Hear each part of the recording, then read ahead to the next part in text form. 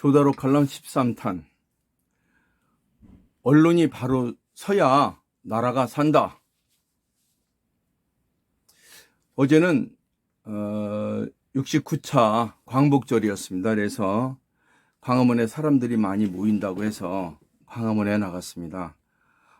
참 많은 분들이 오셨어요. 39년 전에 있었던 그 광복절의 그 열기만은 못했지만 많은 분들이 모였어요.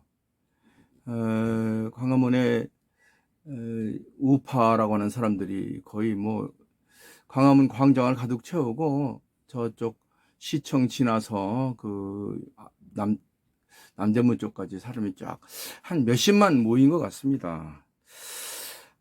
그런데 문제는 언론이 특히 TV, 우리 공중파라고 하는 KBS, MBC 같은 데서 이제 보도를 하지 않습니다.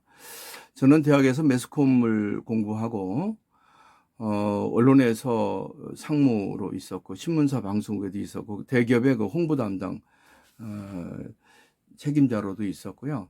그다음에 그 사회 각 분야에 다니면서 강의를 많이 했습니다. 35년 전에 이벤트 스쿨을 열어서 이벤트 돌풍을 열어서 명강사로도 활동한 적이 있고 방송에도 언론에도 200여 번 나간 적이 있습니다.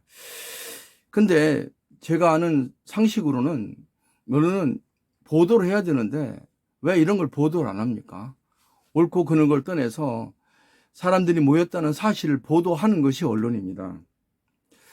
더군다나 어저께 경축식이 국가의 경축식이었는데 광복절. 근데 경축식에도 그 주모부처라고 할 수 있는 그 광복회장이나 이런 참석을 안 했어요. 왜냐?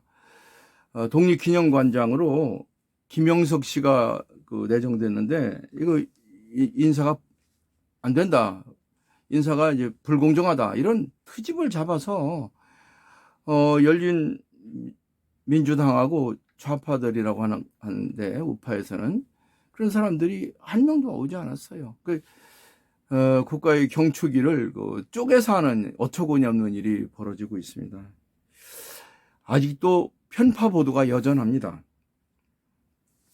어떻게 저는 매스컴 전공한 사람으로 상식적으로 이해가 안 됩니다. 어떻게 거짓말 보도를 하고 가짜 뉴스가 판칩니까? 이거는 언론의 생명이거든요. 미국의 대통령이었던 토마스 제퍼슨이라는 사람은 나는 언론 없는 정보보다 차라리 정보 없는 언론을 선택하겠다. 그만큼 언론의 중요성을 강조했거든요.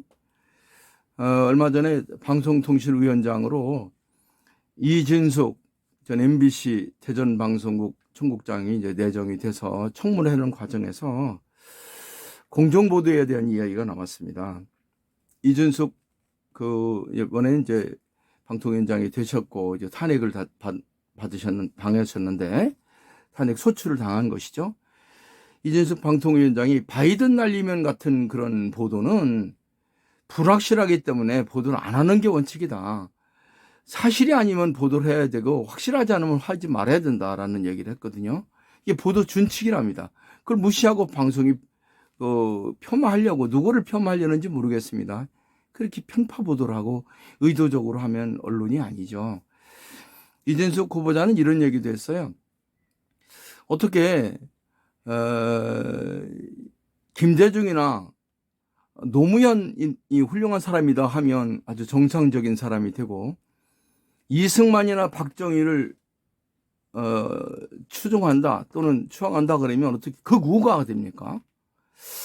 이런 이야기를 했는데 그 청문회 도중에 그 정동영 의원이 민주당 의원이 이진숙을 폄하하면서 귓빌스 운운하였거든요. 이런 말도 안 되는 역반하장적인 이야기를 어떻게 하는지 잘 모르겠습니다. 잠시 후에 귓벨스 얘기를 제가 하겠지만 사실 언론이 좌편향된 거는 물론 독재 정권이 많이 해왔지만 그 YSU DJ 정권이 들어오면서 아주 극심해졌습니다. 궤페스라는 사람은 히틀러의 아주 독재자죠. 사람을 많이 죽인 독재자의 히틀러의 친구였는데 선전상이었습니다. 이 사람은 소위 우리가 말하는 마타도어, 흑색 선전의 달인입니다. 이 괴베스의 원칙이 한 16, 17가지 정도가 되는데 이걸 그대로 써먹은 게 바로 DJ 정권 이후에 좌파 정권이라고 하는 사람들이었거든요. 이건 제가 보기엔 말이 안 된다고 생각합니다. 특히 이 마타도아가 극심하게 된 게 이명박 정권 시절에 소위 광우병 촛불 난동이 일어나면서부터 완전히 거짓말로 일색이 됐고 기울어졌죠. 그리고 박근혜 대통령 때 세월호 사건 때는 정말 엉터리였습니다. 어디서 났는지 막강한 돈을, 막대한 자금을 가지고 대한민국 유명 연예인들을 총동원해서 그냥 헐뜯기 했습니다. 광화문 광장에서 심지어는 박근혜 대통령, 현직 대통령 단두대까지 만들어주고 질질 끌고 다니고, 근데 이거를 잘못됐다고 말하는 언론인이 한 명도 없었습니다.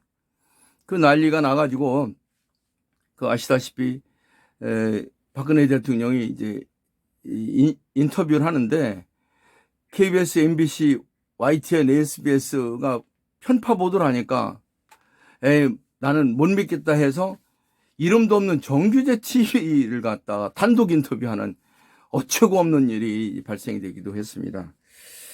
물론 이제 그때 박근혜 대통령이 다른 언론들을 잘 설득해서 했으면 좋겠습니다만 시간적으로 여러 가지 조건으로 힘들었는 것 같습니다.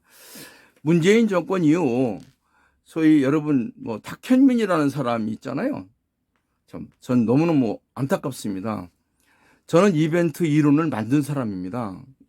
35년 전에 이벤트 스쿨을 열어서 이벤트 돌풍을 만들었는데 이벤트는 대단히 좋은 것입니다. 탁현민이라는 사람이 한 것은 이 정치의 하수인이 돼가지고 정치를 선전선동하는데 앞장섰던 것이거든요. 정권의 하수인이 돼서 그때 당시 모든 언론들이 완전히 문재인의 용비어천가 나팔수 노릇을 했습니다. 그래서 국민들이 그걸 못 믿겠다. 특히 우파라는 사람들이, 자유민주 진영의 사람들이 방송국을 안 보니까 그때 유튜브 방송이 생겨났어요.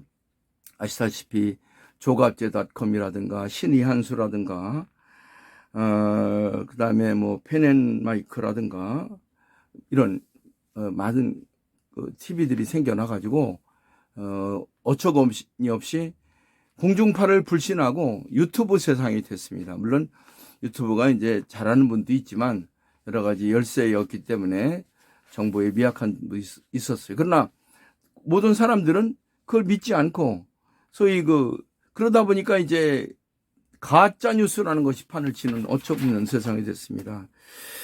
여러분, 대통령은 굉장히 중요한 역할을 하잖아요. 특히 대통령이 해야 되는 게 국방하고 외교 내치인데 이 분야에 편파 보도가 있어서는 안 됩니다. 나라가 살려면 국방이 튼튼하고